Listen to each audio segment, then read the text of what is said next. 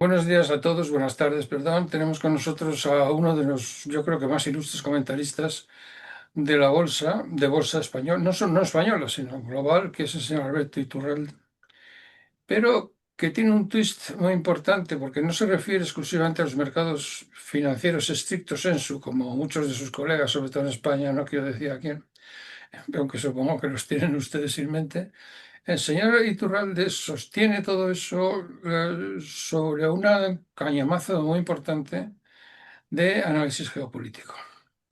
Bienvenido, don Alberto. Ya es usted aquí otro más de la escudería vasca. Ya somos tres. Tenemos a Adrián Celaya, a usted, a mí, no muchos más, pero en fin, ya es bastante teniendo en cuenta cómo están las cosas, ¿no? Pues muchísimas Eh, gracias. Súper honrado de poder estar en su canal. Yo a usted le estoy muy agradecido en muchos aspectos y uno de ellos lo voy a decir ahora mismo y es que cuando en su día, ya por el año 2022, intentábamos denunciar lo que realmente había detrás de esa dichosa guerra de Ucrania que todavía sigue coleando, era muy difícil encontrar, en cierto modo, la comprensión del público hasta que de repente apareció un ex embajador en Moscú que maravillosamente en una charla, creo recordar, don José Antonio, que era en Zaragoza o en San En Sebastián, San Sebastián, en San Sebastián. en San Sebastián, pues dio una explicación con toda la autoridad que su experiencia le legitima, que a todos nos evitó ya a partir de entonces tener que andar reclamando la legitimidad de nuestro discurso. Así es que en ese sentido le estoy muy agradecido y muy honrado.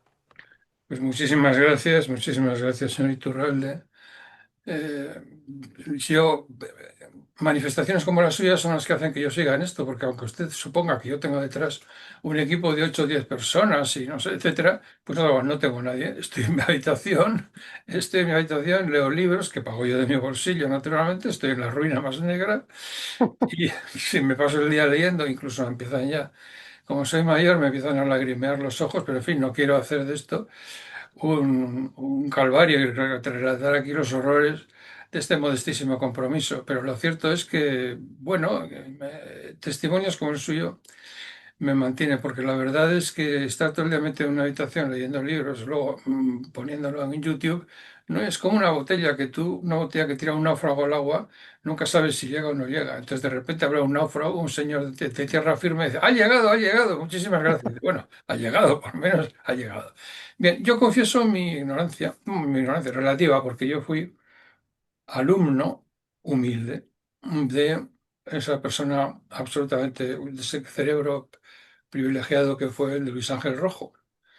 Y él nos hizo a mí y a toda nuestra clase una promesa. Yo no les puedo darles a ustedes un curso completo de teoría económica, pero les voy a dar a ustedes unas nociones con las cuales van ustedes a poder entender lo que pasa y sobre todo van a poder entender perfectamente todo lo que dice la prensa. Y tenía razón. Entonces, fue maravilloso, verdaderamente una de las grandes experiencias, no la única, pero una de las grandes experiencias pedagógicas que he tenido y efectivamente me dio los instrumentos para entender lo que está pasando.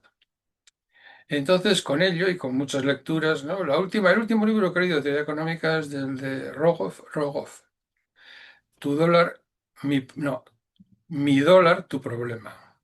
Que no está Sí, mal como título, ¿no? como título es muy expresivo, desde Sí, sí, luego. muy interesante. Él y Carmen Reinhardt son los dos grandes economistas y además Rogoff es una persona con un gran, digamos, talento narrativo.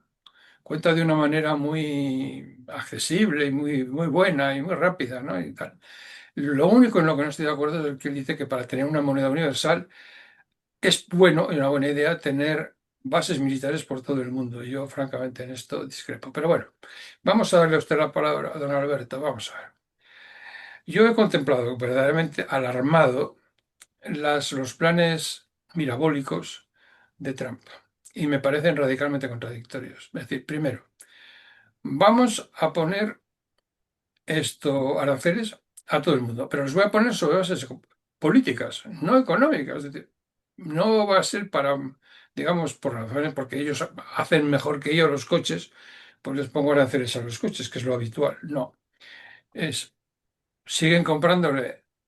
petróleo a quien yo digo que no, pues le pongo un arancel. Claro, esto es una locura. Pero lo más interesante de todo es sus propósitos que hay estratégicos, que a mí me parecen contradictorios. Por ejemplo, quiere un dólar bajo, que muy bajito, pero claro, si al mismo tiempo está dispuesto a ir poco menos que a la guerra, si tú abandonas el dólar.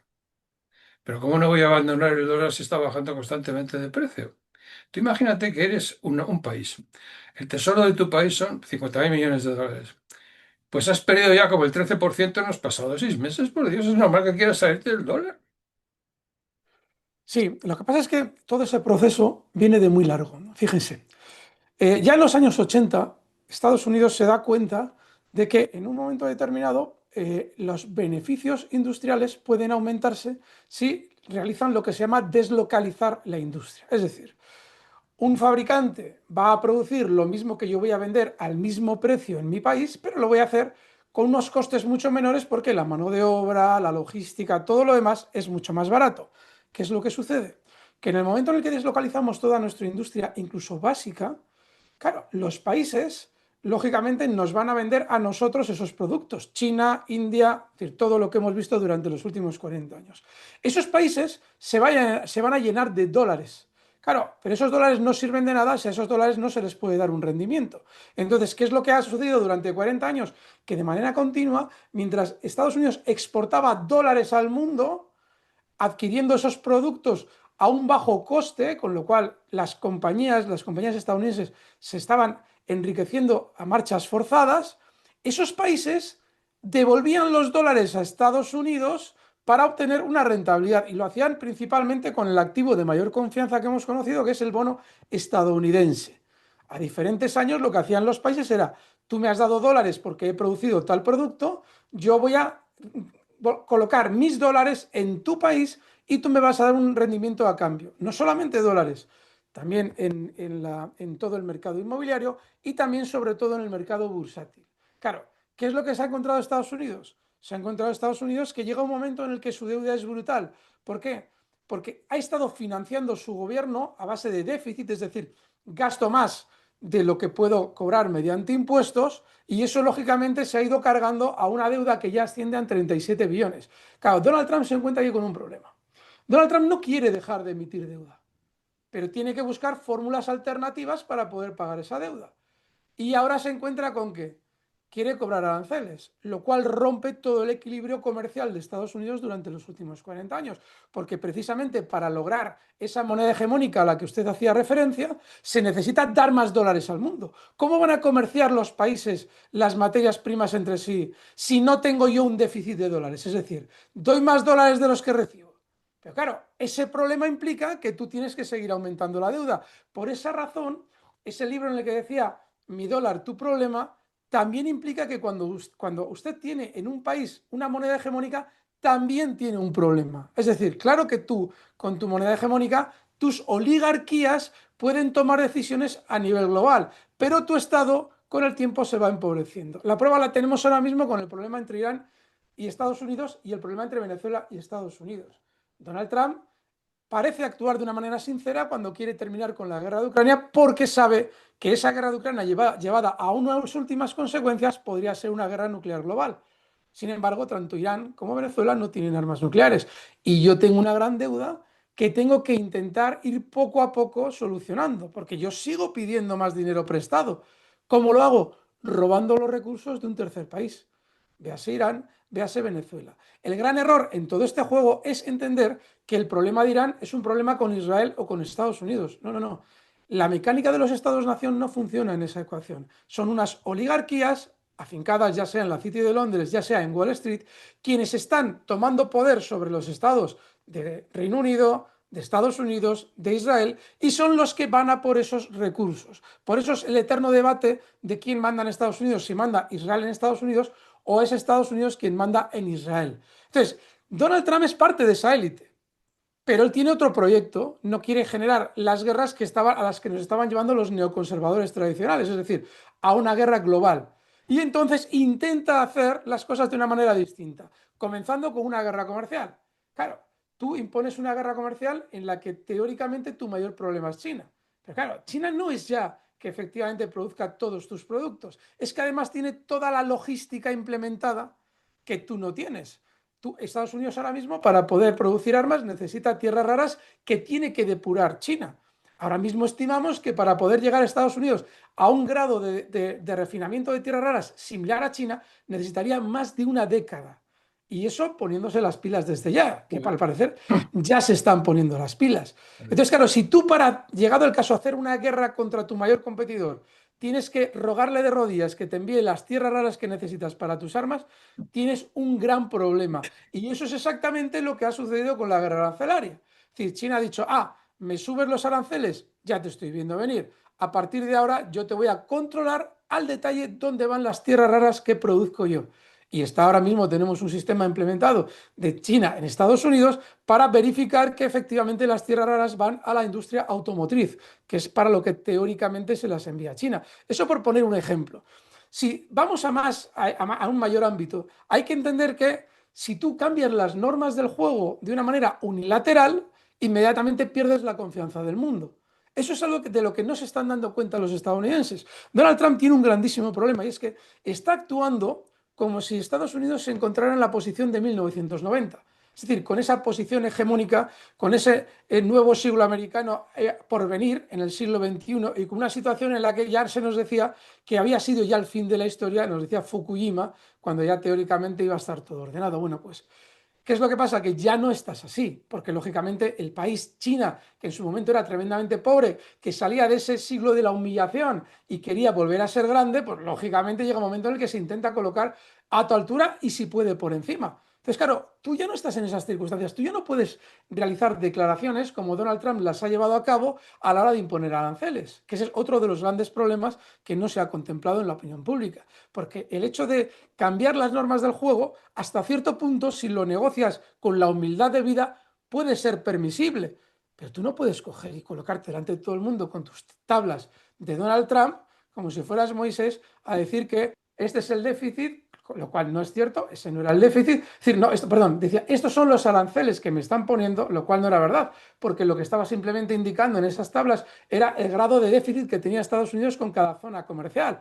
Y como este es el arancel que me están poniendo, yo voy a poner este arancel. Eso no lo puedes hacer cuando ya tu posición no es la de los años 90. Y lo que estamos viendo ahora mismo es una huida hacia adelante, que es lo que tiene que ver con el cerco a Venezuela, que es actualmente quien podría solucionar los problemas económicos energéticos de Estados Unidos, y lógicamente el cerco a Irán, porque Irán no es un problema de los 7 países designados tras la caída de las Torres Gemelas. Irán es un problema económico puro y duro. Es uno de los mayores productores del mundo de gas, petróleo, materias primas, todas las que queramos, y eso es lo que anhelan esas oligarquías que están mandando tanto en Estados Unidos como en Reino Unido como en Israel ahora mismo. ¿Y diría usted que se ha producido entonces un cambio de rumbo? Porque originalmente se quería quedar con Canadá y con Groenlandia, etcétera, ¿no? O sea, es una cosa, no sé, parece que ha redimensionado la cosa y se pasa a Venezuela y a Irán, ¿no? Creo que Claro, eso. exactamente. En realidad el cambio de rumbo es incluso anterior, porque ya en el momento en el que intenta evitar la guerra nuclear con Rusia, ya se produce un claro cambio de rumbo, evitando la tesis de los neoconservadores, que siguen todavía anhelando Irán, pero quizás cedan la carta de Rusia. Estamos hablando de 1.500 cabezas nucleares dispuestas a dispararse. Y en el caso de Rusia, otras 4.800 en reserva. Con lo cual, Donald Trump lo que hace es decir, bueno, vamos a buscar una alternativa. E inicialmente se le ocurre aparentemente la peregrina idea de plantearse anexionar Canadá y bueno, qué menos que hacernos con Groenlandia, con lo cual ya tenemos todo el contacto con el Ártico que llegado el caso nos puede interesar para la explotación de los recursos. Bueno, si nos fijamos, como usted bien indica, en los últimos meses parece haberse olvidado de esa idea. Sin embargo, hay que tener mucho cuidado con esas cuestiones que usted sabe mucho de ellas. Y es que se coloca en el debate una idea, parece quedarse dormida y cuando nos interesa la volvemos a recuperar. ¿Qué ocurre? Que la siguiente vez que la recuperamos, ya parece que la ciudadanía se ha acostumbrado un poquito más a escucharla. La primera vez que escuchamos anexar Canadá como Estado 51 nos pareció una locura, pero la siguiente vez que lo volvamos a escuchar diremos, Ya está de nuevo Donald Trump con sus locuras, pero será una locura a la que ya poco a poco nos hemos ido acostumbrando. Entonces, mientras tanto, como usted bien explica, va diversificando estratégicamente porque la opción canadiense ya le ha salido relativamente mal, porque esas élites globalistas no le están permitiendo ir a por Canadá, han colocado en el poder en Canadá a un individuo directamente enfrentado con Donald Trump.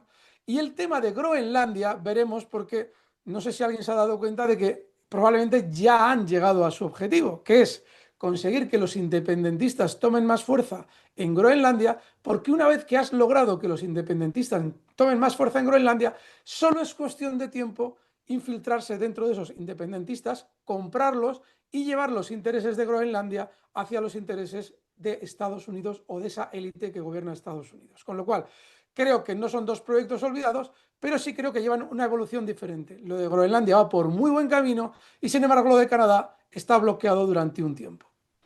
Pues ahora, si usted me permite, yo le voy a pegar una estocada a los Estados Unidos de América y voy a decir que en materia de geoestrategia no lo hacen muy bien. Vamos a ver, es que esto sucede, lo de Groenlandia, porque Rusia tiene 40 rompehielos, de los cuales Claro, 7 nucleares. ¿Y cuántos tiene Estados Unidos? pues uno o dos o ninguno, uno, Uno. uno. Sí, Claro, es que una cosa que dice, pero vamos a ver usted, claro, ahora se encuentra con que China y Rusia tienen eso, se encuentra para su horror con que se ha iniciado la ruta del Ártico, que cuesta un 40% menos que llevar las cosas de Rotterdam hasta Shanghái por la vía de Gibraltar y Suez. Por aquí es un 40% más barato. Y está desesperado. Y claro, pues, tío, es que lleváis 40 años que no dais, perdón, 40 años que no dais ni golpe. 40 años que lleváis metiéndoos con Rusia, en Eurasia, con la parte occidental, que no tiene nosotros, que no tiene ningún interés ni ninguna importancia. Que lo suyo sería que quisierais que fuéramos amigos de Rusia para tener una Eurasia unida y en paz, y vosotros dedicaros a China, que es lo que de verdad importa. Pero eso querría decir unos Estados Unidos que saben lo que quieren y lo que hacen, y no, porque ahora mismo lo que acabo de leer hoy es gravísimo, señor Iturralde, gravísimo.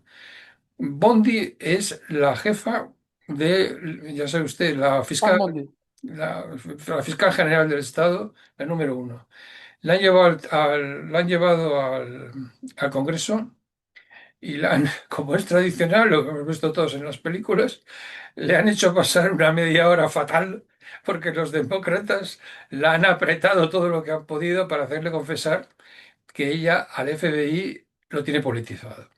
Entonces, Bondi ya, exasperada, ha dicho, pues el ICE, las tropas de Trump, están entrando en Illinois. Y se lo ha dicho al tío que le estaba entrevistando, que era el congresista de Illinois. Perdón, señor, Iturralde, pero es que esto no diré yo, no quiero yo caer en estas cosas que hacen algunas empresas de televisión que están todo el día con la guerra. Pero estos son ecos de guerra civil, ¿eh? O sea, Sí, que el congresista de Illinois le diga a la jefa: "Usted, lo que estás haciendo es admisible", y dice la otra, pues mis tropas, las tropas del presidente, están entrando en tu estado.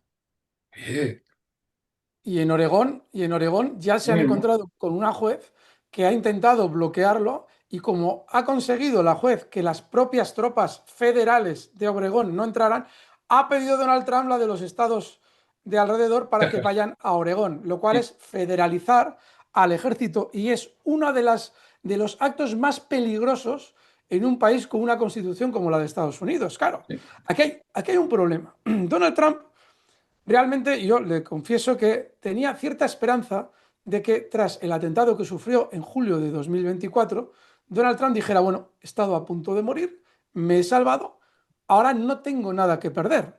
Y yo pensaba que iba de algún modo a drenar el pantano, que es la expresión que ellos han utilizado históricamente. Y sin embargo, lo que nos hemos encontrado es todo lo contrario. Nos hemos encontrado a un miembro de las élites que lo que está buscando es él ganar posición en las élites y crear una estirpe de apellido Trump, como han sido los Bush, como han sido los Kennedy, pongamos cualquier otro apellido aquí, que en el tiempo perdure. Claro, con la situación actual que tienes, o bien tú te enfrentas a las élites y te pones del lado del pueblo, o tú te unes a las élites y te pones en contra del pueblo. Con esa federalización que ha llevado a cabo de las tropas estadounidenses, recordemos a los amigos que nos están viendo que las cuestiones relativas a inmigración, todo ese tipo de cosas, son policiales. Y para poder en un momento determinado utilizar al ejército, tienes que usurpar las competencias que cada Estado tiene atribuidas por la Constitución, lo cual es un acto de una relevancia formidable. Y es lo que ha hecho Donald Trump introduciendo el ejército en el intento de, bueno, de algún modo limitar los problemas fronterizos de Estados Unidos. Que por cierto, Estados Unidos, y aquí ustedes se van a enfadar conmigo, pero es que hay que decirlo, es el país del mundo que menos derecho tiene a defender sus fronteras, porque es el país más intervencionista y que más pobreza ha creado en su entorno a lo largo de los últimos 80 años. Con lo cual, si hay un país que no tiene derecho a esa defensa que reivindican muchos republicanos, es precisamente Estados Unidos por esa política. Pero claro, volviendo al tema que usted planteaba, es decir, ahora mismo nos podemos encontrar con que gran cantidad de los seguidores de Donald Trump se vean decepcionados como quienes desde fuera lo veíamos como quizás alguien que podía mejorar algo, nos hemos sentido decepcionados. Y hay que tener una cosa en cuenta, don José Antonio. Tenemos unas elecciones de midterm dentro de un año, concretamente, que podrían llevar a Donald Trump a perder el poder fáctico al perder el Congreso y el Senado. Y eso conllevaría que Donald Trump se encontraría exactamente con la situación opuesta a la que él deseaba, teniendo en cuenta la capacidad que tiene para saltarse las normas. Recordemos lo que están confesando hacer con las lanchas rápidas que teóricamente vienen de Venezuela, que estamos hablando de que es algo así como si usted y yo estamos trapicheando en la calle y nos pegan un tiro porque estamos cometiendo un delito, es decir, sin ningún juicio y sin nada, nos podríamos encontrar con un individuo que se convertiría en todo lo contrario de lo que inicialmente parecía. Es decir, que en lugar de buscar la libertad, tenemos a un auténtico tirano en el poder, porque los desdenes, aquellos famosos de machismo, de aquello que se le acusaba, ese tipo de cosas, vale. Pero una cosa es que tú hagas comentarios despectivos de tus opositores y otra cosa es que efectivamente tomes el poder y te saltes la Constitución como está haciendo ahora mismo. Eso es peligrosísimo de cara a esas elecciones. Pues yo estoy de acuerdo y no me enfado con usted para nada. Eh, Más bien creo que lo que está sucediendo es que es una especie como de, ¿cómo se dice en inglés? Que vienen los pollos vienen como se dice en español, al freírse al reír. O que finalmente, cuando se llega al final de las cosas, pues que venga detrás que pues ya ha llegado. Se ha llegado al final, ¿no? Son muchos años de hacer mal las cosas, muchos, muchos, y ahora está ya. Pero de todas formas, me gustaría hacer una pequeña observación para nuestros oyentes, es hacerles, decirles, primero, las fuerzas internas que tienen los estados de Estados Unidos, por ejemplo, el estado de Illinois, el gobernador del estado tiene su propia Guardia Nacional, se llama así, Guardia Nacional. Pero a pesar de su nombre y a pesar de que tiene infantería, caballería, artillería, ingenieros, tiene todo, es como si fuera la guerra. No es cuerpo militar. O sea, si haces cualquier barbaridad, no te juzgan por la jurisdicción militar, es civil. Y entonces la única manera que tiene el Estado de enfrentarse, pasar por encima de esa Guardia Nacional, es que haya un desbarajuste interno brutal y entonces el presidente invoca el acta de insurrección. Y el acta de insurrección, que es de 1807, o sea, recién hecha la independencia, es de extraordinaria gravedad porque anula la disposición nodal de todo Estado de Derecho y es que los militares no pueden intervenir en la vida interna de los Estados Unidos de América, como tampoco podrían intervenir en España si hubiera una huelga. Eso es del pasado. Y el acta que prohíbe eso en Estados Unidos tiene nombre en latino. Se llama Posse Comitatus. Entonces, en cuanto este señor Trump empiece a mandar gente ahí contra la voluntad de los gobernadores de los estados, más aún, ahora ya se está viendo que lo está haciendo en Chicago, Illinois, pues nos encontramos con que va a tener que invocar el acta se va a tener que cargar el posse comitatus e invocar el acta de insurrección. Me parece de una gravedad excepcional. Pero ¿Ya? volviendo ahora a su campo, que es el campo de la economía, quizás usted, que es un gran experto, nos pueda explicar una cosa.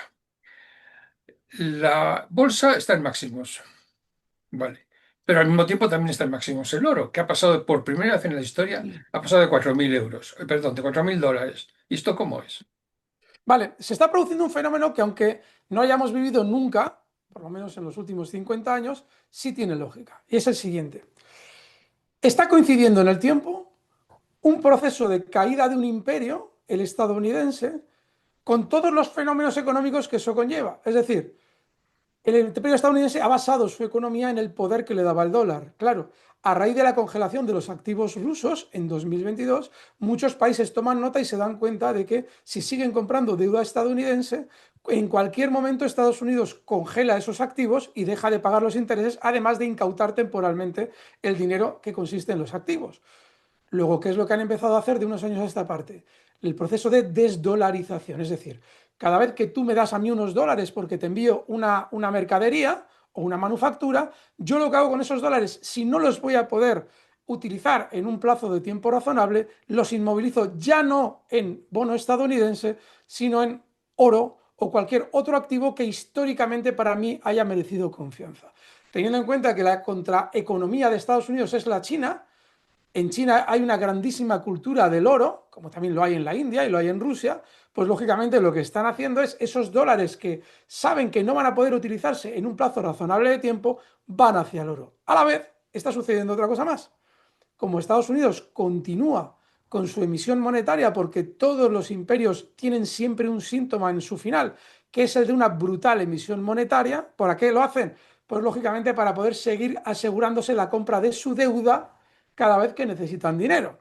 Eso le da una ventaja a los imperios enorme y es que ellos pueden utilizar el dinero con los precios en un nivel y una vez que introducen ya su dinero en el mercado, esos precios suben, que son las subidas que soportan los ciudadanos, pero quienes en primer lugar han adquirido ese dinero por la deuda han disfrutado de unos precios mucho más ventajosos. Y esa tentación es inevitable para todos los imperios y es lo que estamos viendo. Entonces, mientras Estados Unidos está emitiendo tal cantidad de moneda, ¿qué hacen los ciudadanos? Al tener una gran cantidad de liquidez, buscan rentabilidad.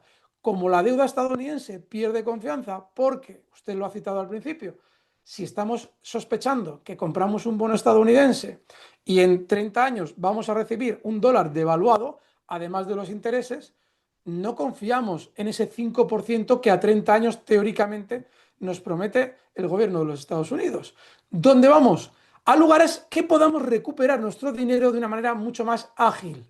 Y ese lugar es la bolsa. Con lo cual se están produciendo los dos fenómenos de manera paralela. Por una parte, el bloque BRICS está tendiendo a acumular oro, lo cual lo hace subir, y por otra parte, la ciudadanía tiende a invertir su dinero en bolsa porque en el banco no produce nada y la deuda estadounidense no es de confianza. Con lo cual se producen esos dos fenómenos a la vez. Y esos dos fenómenos definen claramente la caída de un imperio. Es decir, ya hay actores lo suficientemente fuertes en el plano económico y militar como para decir, tú ya no vas a poder hacer una guerra monetaria como la has llevado haciendo durante los últimos 40 50 años, a partir de ahora nos desligamos de esa dependencia. Y bueno, el problema lo tenemos, don José Antonio, los países coloniales, que somos España y toda la Unión Europea, es decir, los países que el imperio necesitará ir vampirizando en su economía para poder seguir manteniendo el statu quo de su economía. Con lo cual, a los que nos viene peores tiempos es precisamente a bloques como Europa.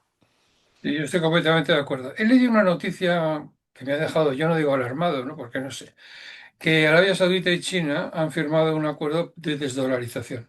¿Está usted de acuerdo con eso? ¿Lo ha leído también? Bóvedas multijurisdiccionales. Es Ah, decir, ¿qué es lo que han hecho? Lo vamos a explicar, porque es fantástico. esto es muy Han, importante. han creado dos bóvedas de seguridad, una en Riad y otra en Hong Kong. ¿Y de qué se trata esa creación de bóvedas? Y además la han ofrecido al resto del mundo, ¿eh? Muy importante esto, porque han dicho, las vamos a utilizar nosotros, pero hay cámaras preparadas por si otros países quieren participar de esta dinámica. La dinámica consiste ni más ni menos en lo siguiente. Vamos a dejar de comerciar, porque claro, Arabia Saudí tiene un problema con el yuan. Arabia Saudí, ya saben ustedes que a partir de 1971 el dólar se desvincula del oro. Claro, al de 2 años se produce una crisis muy importante, que es la crisis del petróleo. Pero que esa crisis del petróleo, como se nos ha vendido, no, es que los países árabes subieron el precio, no. Los países árabes se dieron cuenta de que los dólares que les daba Estados Unidos ya no estaban respaldados por nada. Con lo cual dijeron, a mí ya no me vas a pagar el barril de petróleo a 4 o 5 dólares cuando tu dólar está devaluado. Y el petróleo comenzó a subir generando esa crisis. Pero ¿qué es lo que pasa? Estados Unidos le prometió a Arabia Saudí protegerla a cambio de que siguiera aceptando ese sistema que se llamó sistema petrodólar. Hasta hace 3 años en el que ya Arabia Saudí, tras ver lo que pasaba con Rusia, dijo, uy, a mí me pueden hacer lo mismo que a Rusia. Y recordemos que yo permití que se me culpara del 11S, porque hay que recordar que tanto Pakistán como Arabia Saudí han permitido o han hecho muchos trabajos sucios que interesaban a las élites estadounidenses. Entonces, ¿qué es lo que dice Arabia Saudí? Quieto. Voy a empezar a exportar petróleo en yuanes. ¿Cuál es el problema del yuan? El gobierno chino no le interesa que exportar petróleo en dólares. A él sí le interesa, pero si son honrados, y lo son, no le van a pagar con yuanes porque el gobierno chino hace un uso de su moneda a conveniencia con total libertad. Es decir, lo va devaluando como mejor estima para mantener su economía en equilibrio.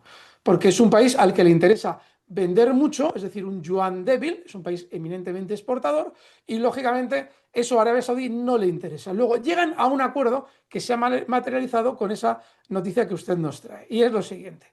Creamos unas cámaras en las que vamos a hacer intercambio de oro por materias primas o manufacturas. De la manera siguiente, cada vez que Arabia Saudí envíe tantos millones de barriles de petróleo a China, desde la bóveda china, dentro de esa cámara de compensación, pasarán X lingotes de oro a la bóveda saudí, que está a una puerta de diferencia, y son bóvedas controladas por seguridad de los dos países. De esta manera podrán comerciar mercaderías solo con oro, que es la intención. En Hong Kong habrá otra bóveda paralela para hacer exactamente el mismo trasiego con manufacturas chinas. De esa manera, los dos países tienen la seguridad de que el oro se encuentra en su territorio, el de los dos países, y que siempre hay una compensación equilibrada. Y ellos se han ofrecido a terceros países que quieran participar del comercio con ambos a hacer exactamente la misma mecánica. Entonces, de esta manera lo que consiguen los dos es desvincularse de una manera fáctica total del dólar, lo cual obviamente hace que el poder del dólar se resienta y vemos un escalón más en la caída del imperio. Hay muchos más en ese sentido, don José Antonio. Recordemos también que hace pocos años ha tomado fuerza el mercado de oro de Shanghai, y es que hasta ahora solamente en la London Metal Exchange se fijaban los precios del oro. Bueno, pues los chinos, que obviamente eso ya saben que ha sido manipulado durante años, crean un mercado en Shanghai para también comerciar ellos con oro, con derivados. Y ahora, damos la noticia, los rusos también lo están creando en San Petersburgo. Ah, Yo le doy la información para que usted lo siga si quiere. Es decir, se van creando mercados paralelos de una materia como el oro que en el futuro será la que les salve a ellos de la caída del dólar que ya se está produciendo. pues esto para los Estados Unidos son noticias muy malas, ¿eh? Así es, Muy, así es. muy malas. Para ellos y para nosotros, don José Antonio, Claro, que porque ellos tienen el poder sobre nosotros. estamos vinculados, fíjate, ahora tenemos que, fíjese usted, ahora tenemos que pagar, la Unión Europea nos obligan a pagar 60.000 millones a Ucrania para poderle mantener en guerra, porque si no, caería en 2 meses.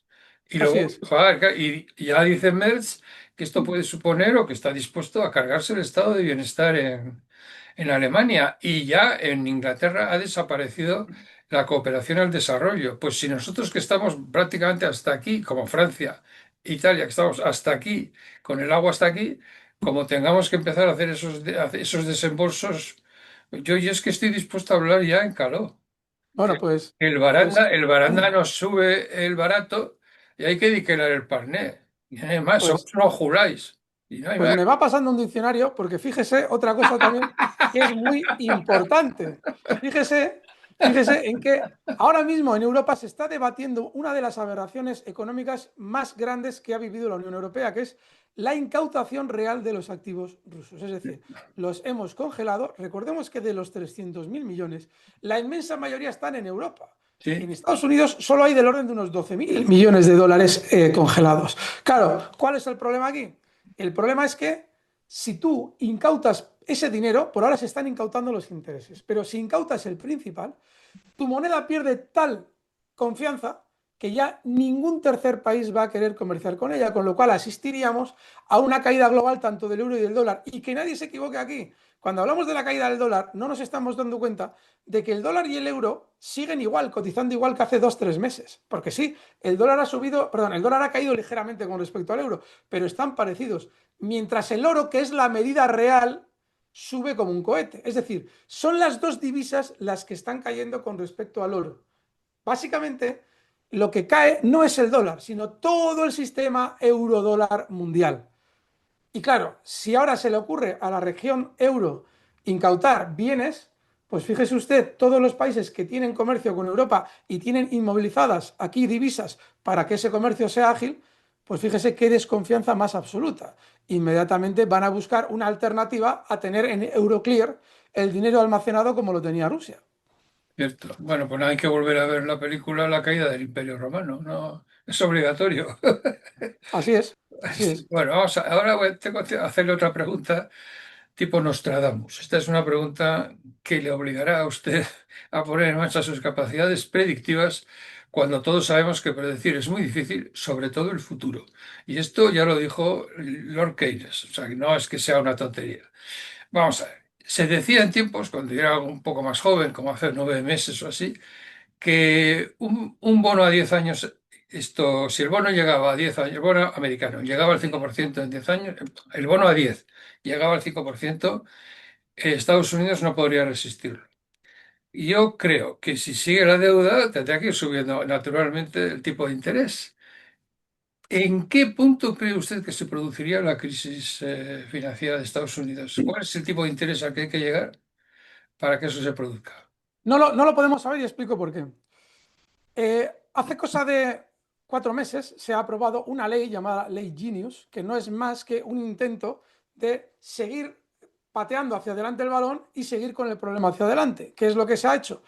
Obligar a los bancos estadounidenses a comprar deuda a corto plazo. A cambio, el gobierno les permite emitir un tipo de moneda llamada stablecoin, que es una moneda digital de banca privada, no de banca central. Con ese tipo de stablecoins puedes intervenir en el mercado de criptoactivos y en todo ese tipo de mercados virtuales, por así decirlo. Claro, lo que está haciendo Estados Unidos es, mientras llega un nuevo presidente de la Fed, intentar que la deuda se mantenga, se siga refinanciando a corto plazo. Sabemos que Powell sale en mayo de 2026 y poner a alguien ahí más afín a nuestros intereses que baje los intereses legales del dinero estadounidense. ¿Cuál es el problema? El problema es que por mucho que tú bajes los tipos de interés, eso no significa que necesariamente te vayan a comprar la deuda más barata, porque en la deuda no solamente cuenta el tipo de interés legal u oficial que fija la Fed, sino también el grado de confianza sobre tu capacidad de pago. Con lo cual nos podríamos encontrar con subidas de tipo de interés, pero como hay un nuevo actor influyendo en ese proceso, que son esos bancos comprando deuda a corto plazo, no sabemos cuál sería el tipo de interés que dispararía una hecatombe financiera en Estados Unidos. Sin embargo, volvemos al principio. Si las bolsas suben y el oro sube, significa que el dinero no está yéndose a la deuda de los particulares, se está yendo a la bolsa, a la renta variable, y que los países han desconfiado del dólar a largo plazo yéndose al oro. Con lo cual, el proceso que usted describe, no sabemos cuánto va a tardar, pero lo normal es que se produzca sí o sí. Muchísimas gracias. Está resultando una verdadera brújula. Dice usted que conmigo aprendió mucho. Pues yo con usted tampoco está mal la cosa. Vamos a seguir en ello. Esto, dentro de los que han resultado favorecidos y desfavorecidos, ha sucedido una cosa muy interesante con los agricultores. Al poner aranceles, ellos, como los países que compraban soja a Estados Unidos, también les han puesto aranceles a Estados Unidos, pues están en la ruina, porque naturalmente no se lo compra nadie. ¿Qué hace entonces Trump?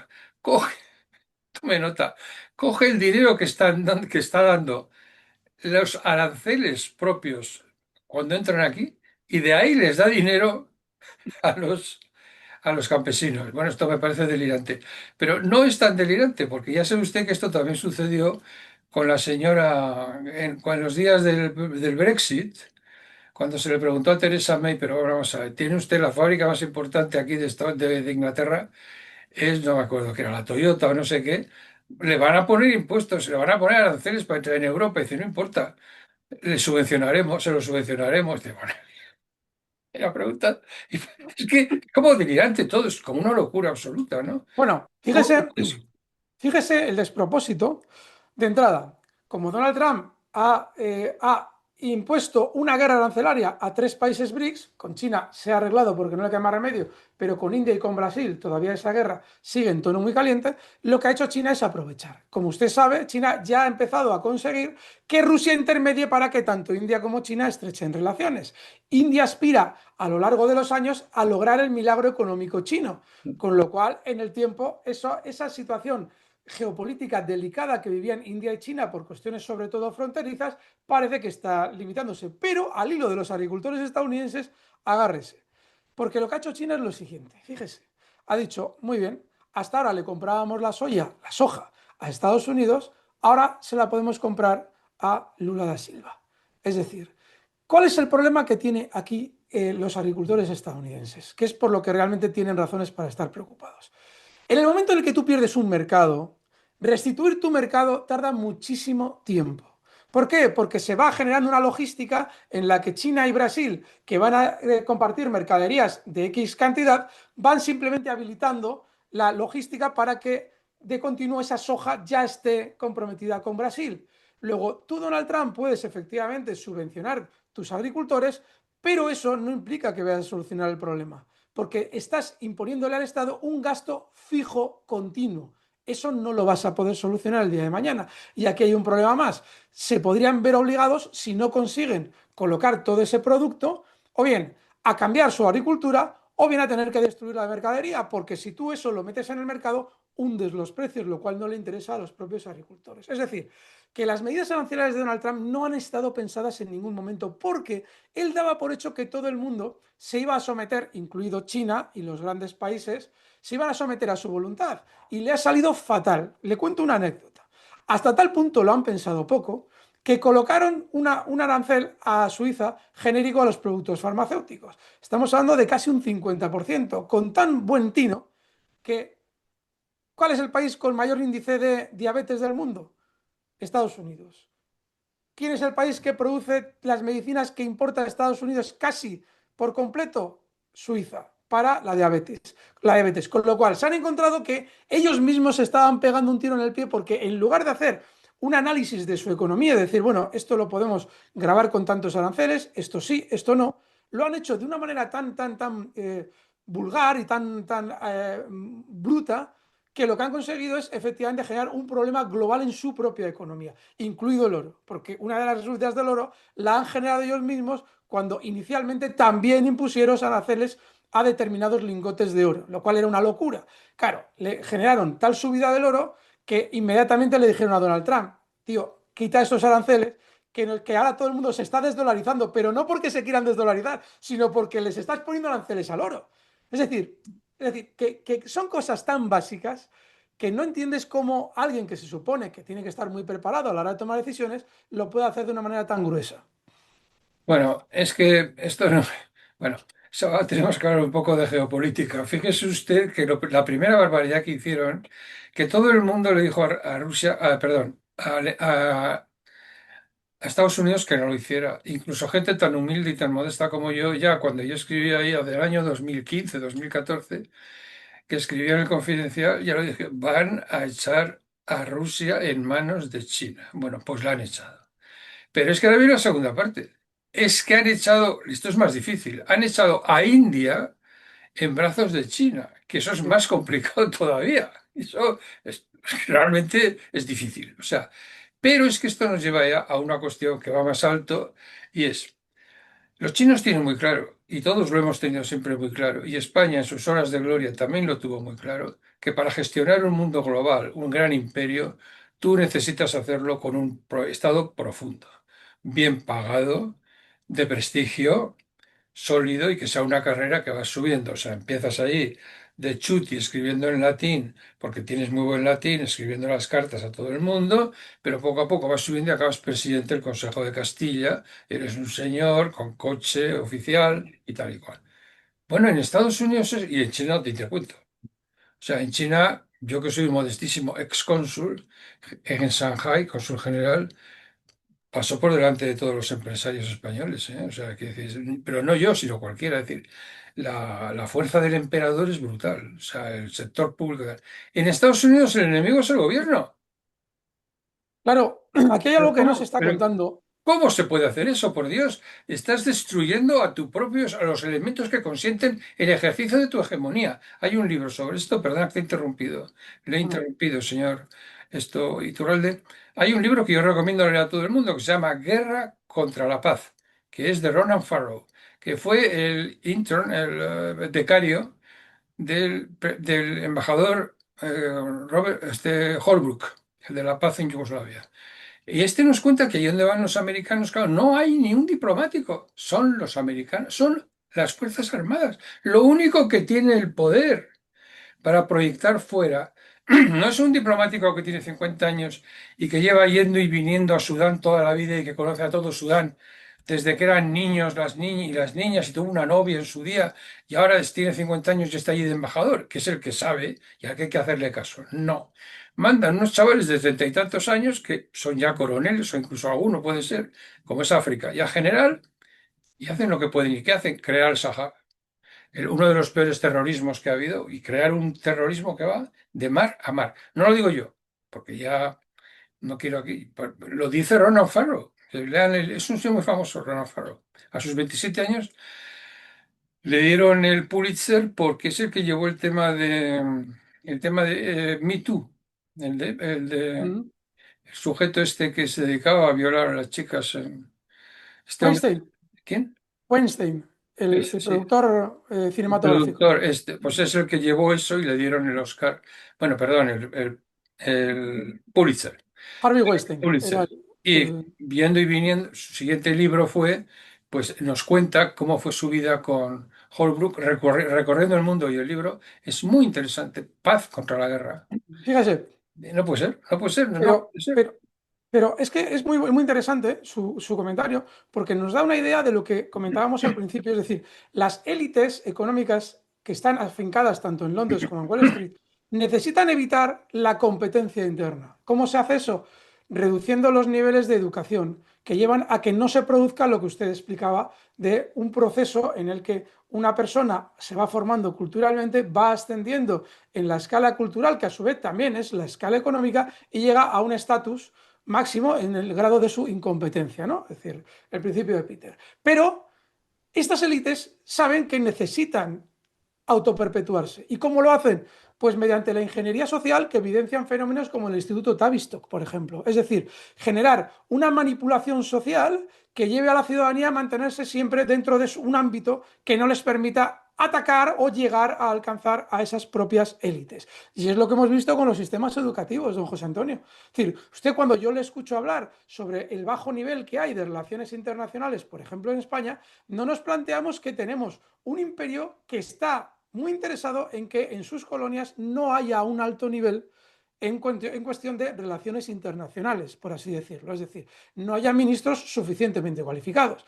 España ha sido un país históricamente muy intervenido por Reino Unido, muy intervenido diplomáticamente, mediante espionaje, lo que queramos decir. Entonces, a partir de ahí, simplemente somos, don José Antonio, el resultado de ingeniería social lógica por parte de unas oligarquías que necesitan mantener su estatus. ¿Cuál es el problema? Que ya vienen otros bloques que van a dejar lógicamente el mundo de otra manera configurado, no como estaba hasta hace los años 90. Le echa usted mucho la culpa a los extranjeros. Yo que soy modestamente hazañista, creo que fuimos nosotros los que nos equivocamos, no, los que nos robamos a nosotros mismos. El pueblo español salió a la calle, nadie quería sublevarse contra los franceses, Daoiz y Velarde escondidos allí en el cuartel, estaban esperando de Monteleón, estaban esperando a que llegaran sus compañeros de armas, no vino nadie. Y entonces de repente se oye la furia, ¿no? Armas, armas. Sí, Pero sí, don no José eran, Antonio. Pero recuerde lo que pasa cuando vuelve Fernando VII. no, calma, Y es que calma, todo el mundo lo vuelve a aclamar. calma, calma. No estaban esperando a sus compañeros y lo que llegó es el pueblo. Y entonces a partir de ahí se hace imposible resistirse al impulso popular. Y entonces se va a la guerra y la burguesía hace una lectura constitucional de esa sublevación. Nos hemos convertido en nación. Vale, muy bien. Viene Fernando VII y naturalmente lo destruye todo. Incluso nos mete en guerra civil con América Latina, cosa que no hubiera debido de suceder. Pero ahora viene la segunda parte, que es la grave. Los que han hecho todo eso llevan a cabo el mayor despojo que se ha conocido en la historia de España. Les quitan las tierras, que es lo único que tiene valor en la España de aquel tiempo, que usted sabe, en aquel momento sería el 90% sería del PIB sería la renta de la tierra, ¿no? Mm. Se la quedan ciento y pico familias, o 2.000, o 2.000 o 3.000 familias, el pueblo español no ve nada. Es una estafa histórica, y ahí no tiene nada que ver ni Inglaterra ni Francia. Podríamos decir algo más todavía. Por esos activos lo que se crea es, podía haberse creado una Rusia mediterránea. Pero ¿dónde está nuestro Tolstoy? ¿Dónde está nuestro Tchaikovsky? Cero. Era una patria miserable. Y entonces, para hacer frente a la ira de los desposeídos, se creó la Guardia Civil, que fue un ejército de ocupación. Sí, sí. Pues sí. Inglaterra no tiene nada que ver con eso, y eso termina en el desastre absoluto del 98, que tampoco tiene nadie nada que ver, es nosotros, que además nosotros lo ratificamos fusilando a los dos grandes héroes nacionales, el de Cuba, José Martí, y el de Filipinas, Rizal. Tienen Sí, sí, pero cuando yo me Inglaterra, refiero, nada. Somos nosotros la cua- desgracia y el fracaso del Estado liberal. Y ahora estamos viviendo en una cosa que yo no soy excesivamente radical, los años que tengo es imposible. No, esto no es la plena y absoluta coincidencia con los ideales liberales que mantuvieron, por ejemplo, gente ejemplar como el señor Azaña. Le recuerdo a usted y a todos los que nos están escuchando que posiblemente habrá mucha gente de derechas que abomina de la ley de la memoria histórica y todo eso, que ni una sola, ni una de las exhumaciones que se han llevado a cabo de las víctimas del fascismo genocida de Franco, ni una se ha hecho ninguna exhumación con presencia ni de juez ni de forense. Va por a su aire, los de Avanzad y los del Estado español, cero. Y les recuerdo también que después de la guerra, bueno, después de ya con la democracia funcionando, a uno de los jefes de la brigada político-social más criminales que hemos tenido, que fue Billy el Niño, una autoridad de UCD le puso la medalla al mérito policial. O sea, no, no dejen pasar a los ingleses y a los franceses, no, no tiene nada que ver. Eso es lo que decía eh, Franco. Y falta meter a los masones, claro, que también son malos. No, fue nuestra clase política. Y le recuerdo también que en pobreza, hoy, en España, en pobreza solo nos supera Bulgaria. Y le recuerdo también que incluso después del genocidio de la Thatcher hay un 20% de casas baratas en Estados Unidos y en España, las Council, en España ni una, señor Iturralde, ni una, ni un 1% de porcentaje. Es sí, algo sí. vergonzoso. Pero fíjese que el fenómeno que usted describe es el fenómeno típico de un país que tiene lo que se ha llamado toda la vida una república bananera, es decir, un Sí. rey que está totalmente dominado desde fuera y persiguiendo los intereses del extranjero. Por ejemplo, vamos a poner un ejemplo dentro de los que usted cita, un Sáhara del que España debería ser responsable y al que se abandona por completo porque hay un imperio que necesita que Marruecos en un momento determinado haga X prebendas o tenga X prebendas y eso se hace a costa de España y a costa de traicionar a nuestras propias, lo que había sido parte de España, porque España no tuvo colonias, simplemente tanto Era los una países provincia, latinoamericanos era una como el Sáhara provincia. Sahara, eran Sahara era una provincias. provincia. Pero claro, no fue así exactamente. Se perdió el Sahara porque la única instancia de poder en España estratégica era Franco. Y Franco se estaba muriendo. No más que eso es todo lo que pasó. Pero bueno, también es verdad que Juan Carlos y Felipe González en su día prometieron al Sáhara entre comillas, una descolonización, aunque fueran provincias, y eso no se persiguió. Es decir, los mandatarios en España, de José Antonio, han sido siempre traidores a la nación. Siempre. Que digamos que eran ya así de inicio o que han sido pagados desde fuera. Yo tengo la tesis de que siempre han atendido a intereses extranjeros. Pero claro, sí es verdad que las de poder no son situaciones, son relaciones. Es decir, nosotros los ciudadanos lo hemos permitido. Pero veremos si la ciudadanía en un momento determinado se levanta para lo que le viene económicamente. Que en el momento en el que Estados Unidos se vea empobrecido, nos va a tocar a nosotros mucho antes que a ellos. No, ya no se está tocando. 60.000 millones que tenemos ahora que pagar. Sí, O sea, sí. nosotros, España, no, a repartir entre toda Europa 60.000 millones y hemos perdido la amistad de Rusia, que es un país con el que en principio no teníamos nada en contra, somos un país al contrario. No se sabe, pero bueno, la emperatriz Catalina de Rusia tocaba, no, componía cantatas que cantaba mientras que tocaba el piano su compositor de cámara, que era Martín Soler. Un almirante español, don José de la Riva, conquistó con su espada para el príncipe Potemkin la ciudad de Odessa. Y que todo eso bueno, toda la Vega murciana está arruinada, ¿no? Nuestros negocios de ferrocarriles, de alimentación, todo lo que teníamos con ellos se ha destruido. ¿Todo para qué? ¿Todo para qué? Y encima Pues, Rusia es mala y tiene la culpa, tiene cojones. Rusia está, en fin, Ucrania ahora mismo está en manos de los nazis que lucharon en la Segunda Guerra Mundial y a los que derrotó el Ejército Rojo. Y Zhukov ya lo dijo en su día. Hemos derrotado al fascismo. Nunca nos lo perdonarán. sí, sí, así ha sido. Así ha sido. Han puesto Ucrania en manos de lo peor, del desecho de tienta ese político que son los nazis, lo sepa, los banderistas, porque son los mayores enemigos de Rusia, ¿no? Y nosotros no tenemos nada que ver en eso. Y hemos tenido que seguir porque hemos tenido que seguir. No sé. En fin, ¿qué le vamos a hacer? Bueno, seguimos hablando de economía. Vamos a ver. Ahora que ya hemos dado una vuelta en una primera aproximación, y yo desde luego los demás, no sé, yo he aprendido mucho con esto con las tonterías y las barbaridades que dice Trump. Stephen Miran, como usted sabe, es el jefe de la oficina económica del presidente. Es que él, cuando escribió su papel, que lo tiene usted disponible si lo quiere ver, decía que no iba a haber esto, partió de la base, cuando ponía ¿cómo se llama? Los aranceles, partió de la base de que los países en cuestión no iban a responder. Exacto. Pero está teorizado, lo dijo. Claro, pero fíjese, fíjese, hasta tal punto Imagínate.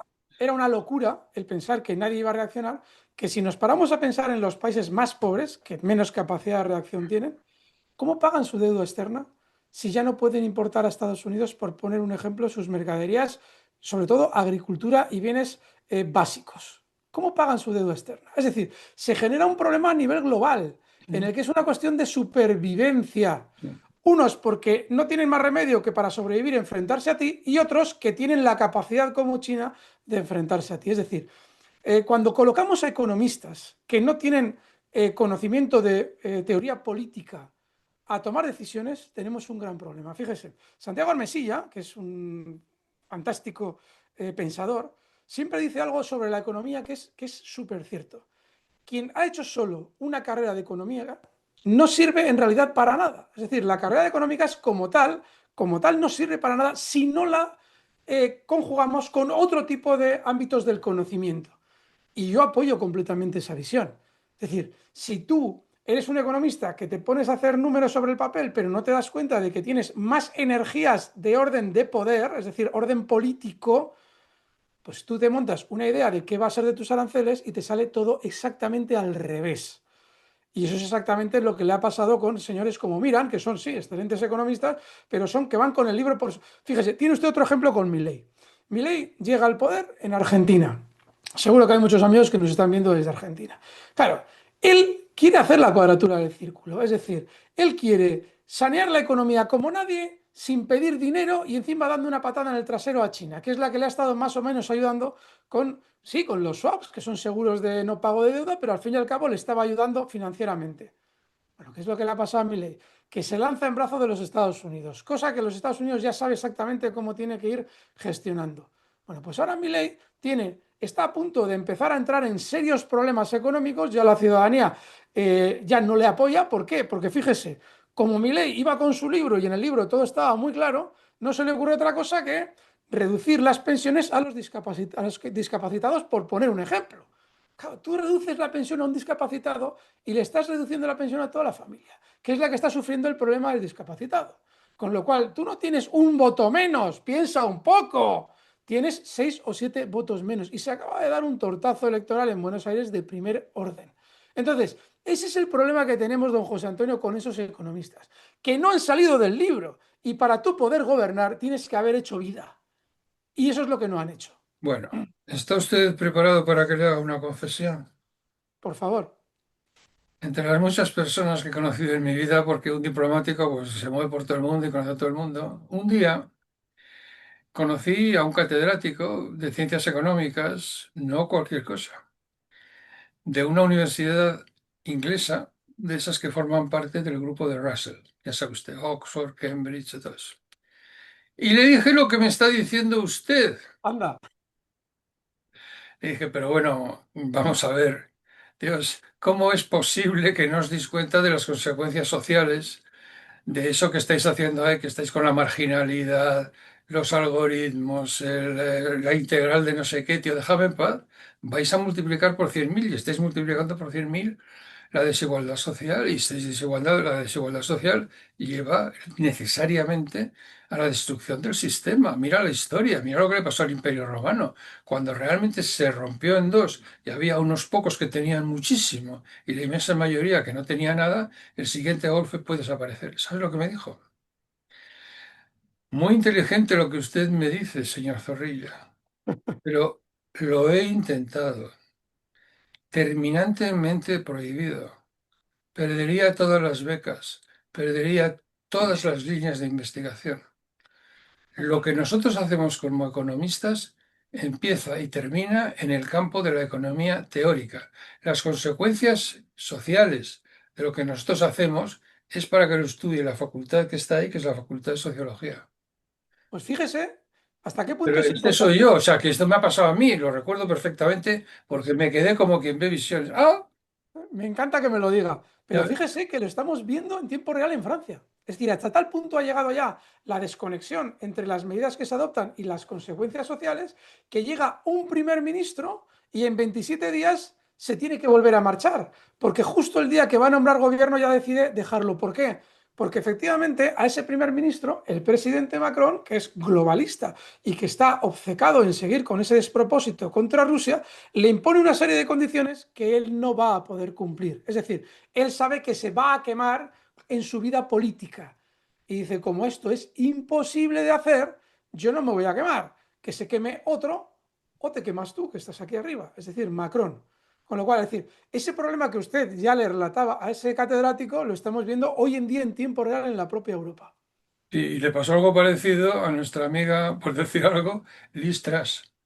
Claro, 40 días duró, la 40 días lechuga. duró el mandato de la señora Truss. Es una cosa, dicen las malas lenguas, que Liz Truss fue a ver a la reina Isabel porque dentro de lo que son los protocolos de la vida política inglesa, cuando tú llegas a ser primer ministro, tienes que ir a ver a la reina y le besas la mano, ¿no? Dice uno que fue tal el descontrol que se le causó a la pobre reina cuando se vio en manos de ella, que en su día había recibido el homenaje de Winston Churchill, al ver, al ver a Liz Truss, ya definitivamente capotó y se fue al otro mundo, ¿no? Bien. Liz Truss, yo es que tengo dificultades para entenderlo. En el año 2020 o 2021 aplica la doctrina del Trickle Down Economics que fracasó miserablemente con Ronald Reagan. Pero ¿cómo es posible? Claro, porque volvemos a lo mismo. Estamos hablando de que, mire, el hecho de que Estados Unidos no haya sufrido una guerra en su propio territorio contra un tercer país en tantos años, la última fue contra Inglaterra, se equipara al hecho de que Gran Bretaña no deja de haber sido un país que ha sido salvado en la Segunda Guerra Mundial, Sí, porque es salvado en la Segunda Guerra Mundial. sí, sí. Y todos los países que han sido salvados tienen una deficiencia brutal para la supervivencia. Y es lo que está pasando en Europa. Es decir, en cierto modo son auspiciados por esas élites financieras, en el caso de Gran Bretaña. Y Lee Trust, en un momento determinado, el bono se le dispara a la deuda porque no se le ocurre más que decir, no, bueno, vamos a recaudar menos, vamos a imponer menos presión fiscal. Pero lo que tenemos que entender es que cuando tú ya tienes institucionalizado un sistema económico, tú no puedes adoptar medidas drásticas que lo cambien porque estás perjudicando a las élites que se benefician de ese sistema. Con lo cual no duró ni lo de la lechuga, es decir, aquella comparación que ponían con Liz Truss. Claro, es normal. Luego vienen los siguientes, viene Boris Johnson, un periodista que ya hemos visto que era un tipo nefasto en cuestiones geopolíticas. Despedido por mentiroso. Claro, viene Rishi Sunak, viene Starmer y todos son personas que en todo momento te estás dando cuenta de que atienden a unos intereses del sistema financiero. Sobre todo Rishi Sunak, que procedía directamente de él. Pero Starmer, por ejemplo, viene auspiciado por Tony Blair. Es decir, Tony Blair sigue gobernando en Inglaterra, aunque ya teóricamente se ha quitado del foco. Es decir, no se pueden adoptar medidas que en un momento determinado atenten contra esas oligarquías que están tomando los recursos de los países que gobiernan. De ahí el desbarajuste cultural que tiene Gran Bretaña, de ahí la necesidad de llenar de cámaras de videovigilancia a Londres, porque se prevé una inseguridad futura enorme. Es decir, no, José Antonio, es un problema de revolución, pero no de revolución de un país contra otro, sino de unas clases sociales contra otras clases sociales. Bueno, pero es más grave todavía, porque estamos hablando de listras y así como Boris Johnson es un periodista mentiroso y vendido a Murdoch, que es como Sí, decir sí, en su día a Polanco, ¿no? O sea, sí, vendido, sí. vendido. Le pagaba, fíjate, 350.000 libras al año por mentir, ¿no? O sea, una cosa increíble. O sea, era claramente lo que era. Bien, ese es Johnson. Listras no, ¿eh? Atención, vamos a hablar de la señora Listras. Listras hace PPE, políticas, filosofía y económicas, que es lo que hace todo el mundo en Inglaterra, que se quiere dedicar, en Oxford, que se quiere dedicar a la política. Pero como es del 2% mejor de esa de entrar en Oxford ya es difícil, ¿no? Bueno, como es el 2% mejor, lo más listo que hay, puede hacer matemáticas puras, que no está mal.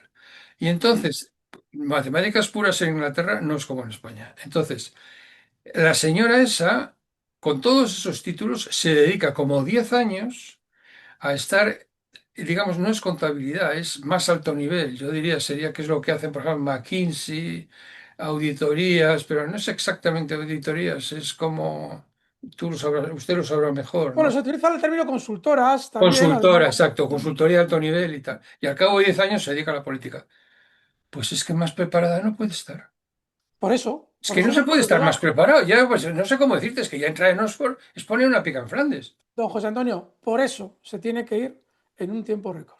Es decir, si ahora mismo tuviéramos una persona de un grado cultural relevante como presidente de España, primero no llegaría por el sistema político que tiene España, pero lo eliminarían en poco tiempo o simplemente lo echarían o tendría que irse.